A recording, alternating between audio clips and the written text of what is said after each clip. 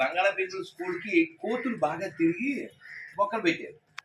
పెంకులు పొగుతాకి ఇలా ఎగిరితేను ఆ సూర్యుడు చంద్రుడు వస్తూ ఉండేవారు. మామూలుగానే మా బడికి తలుపులు అలాంటివి ఏమి ఉండేవి కాదు, ఓపెను. అలాంటి టైంలో ఎప్పుడైనా వాన వచ్చింది అనుకోండి, తుప్పర్లో, పెద్ద వాన కాదు, తుప్పర్లో పడితే ఏముంది, ఆ పైన ఉన్న హోల్స్లోంచి కొంచెం కొంచెం పడి క్లాస్ రూమ్లో కొంచెం తడవుద్దిగా.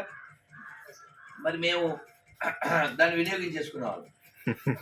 ఎలా వినియోగించుకునేవాళ్ళం అంటే ఆ చుక్కలు బయటపడి కొంచెం గుంటపడి కొన్ని నీళ్ళు వచ్చేది, ఈ గది లోపల కొంచెం పడి కొంచెం తడయ్యేది. మేము చక్కగా మా పాదాలు ఉపయోగించి ఆ గుంటలో నీళ్ళు బురదంతా చేసి మొత్తం క్లాస్ రూమ్ అంతా ఇలా పావేసేసి, అది ప్లాన్ చూడండి ఎలా అట్ల ప్లాప్ అయ్యేది కూడా చెప్తా. ఇలాగ గది అంతా బురద చేసేసేవాళ్ళం. చేసేసి మాస్టర్ వచ్చినప్పుడు బేలగా మొక్కలు పెట్టేవాళ్ళం. అదే ఇంకా రూమ్ బాగోలేదు కదా, క్లాస్ రూము, ఇంటికి వెళ్ళిపోండి అంటారని. కానీ మా మాస్టారు జగమోండి కూర్చోండి అనేవాడు. సర్వనాశనం. ఇందాక కొంచెమే చిరిగింది, ఇప్పుడు మొత్తం చిరిగింది. వచ్చినట్టు అక్కడ కూర్చోవాలి.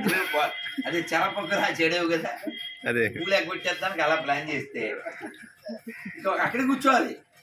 మాస్టర్కి తెలిసి ఎదవలు ఎలా చేశారు. మనకి మండిపోయి చలపతిరావు గాని చపాతీ మాస్టర్ అన్నా జరిగేది మాత్రం అదే. అప్పుడు ఏం చేసేవాళ్ళం, దిక్కు లేక ఓ టావు తీసి ఇలా దగ్గరికి ఇలా కూర్చునే వాళ్ళం. అంటే నేను చెప్పేది ఏంటంటే, రేపు స్కూల్ లేదు, ఇవాళ ఇంటికి వెళ్ళిపోండి రా అన్నప్పుడు పిల్లోడు ఎంత ఆనందంగా ఇంటికి వెళ్ళిపోతాడో గంతులు వేసుకుంటూ. అలాగా గురూజీ రేపు వచ్చిన ప్రోగ్రాం లేదంటే నేను అలా గంతులేస్తా.